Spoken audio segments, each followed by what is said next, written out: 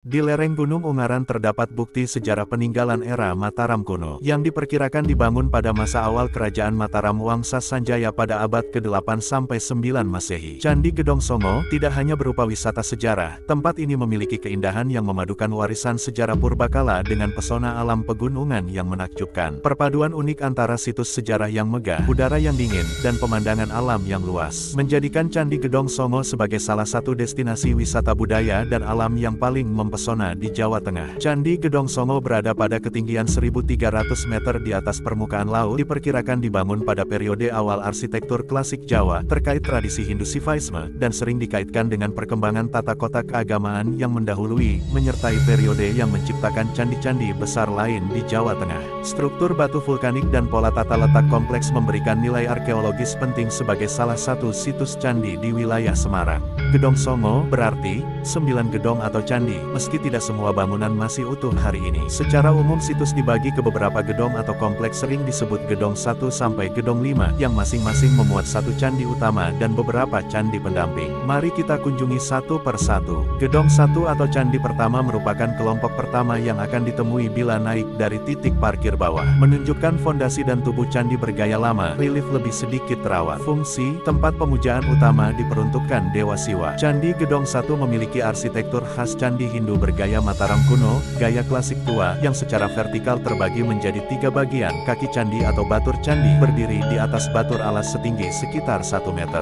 Tubuh candi, denah bangunannya berbentuk bujur sangkar dengan tinggi sekitar 4 hingga 5 meter. Atap candi terdiri dari 3 tingkatan yang semakin ke atas semakin mengecil, dihiasi dengan ornamen meru dan antefiks. Candi Gedong 2 atau Candi 2, sering disebut candi yang paling fotogenik. Bentuk menir dan ukiran yang lebih jelas, berdiri terpisah di bukit dengan latar panorama. Struktur inti candi dan altar relatif utuh. Candi ini berdiri di atas bukit yang terpisah dan lebih tinggi dari Candi Gedong 1. Posisinya yang terisolasi ini atau tidak berdekatan dengan kelompok candi lain, memberikan latar panorama alam yang sangat memukau, menjadikannya spot foto utama. Ornamen dan ukiran pada tubuh Candi Gedong 2 cenderung lebih terawat dan lebih jelas detailnya, termasuk hiasan kalamakara di atas pintu yang masih tampak utuh. Keutuhan ini memudahkan pengunjung untuk mengamati fungsi aslinya sebagai tempat pemujaan. Candi Gedong 3 adalah kelompok bangunan candi ketiga yang akan ditemui pengunjung setelah Candi Gedong 2, dan memiliki keunikan pada komposisi kelompoknya dan temuan arca yang bernilai historis. Kelompok Candi Gedong 3 ini terdiri dari 3 bangunan candi besar yang relatif utuh, ditambah dengan bangunan perwara atau pendamping yang juga masih ada. Di kawasan sekitar Candi Gedong 3, pengunjung dapat menemukan dan menikmati pemandian air panas alami yang mengandung belerang. Keberadaan mata air panas ini menambah daya tarik wisata di tengah dinginnya udara pegunungan. Candi Gedong 4 berada di bagian lebih tinggi dari kompleks sebelumnya dengan posisi di lereng bukit yang memberikan pemandangan terbuka ke arah lembah dan pegunungan sekitar. Kompleks ini terdiri dari 1 candi utama dan beberapa candi perwara, meskipun sebagian besar hanya tersisa fondasi dan reruntuhan, tetapi penting untuk memahami tata ruang pemujaan masa lalu. Di beberapa titik penggalian atau konservasi lokal masih berlangsung sehingga kondisi berubah-ubah.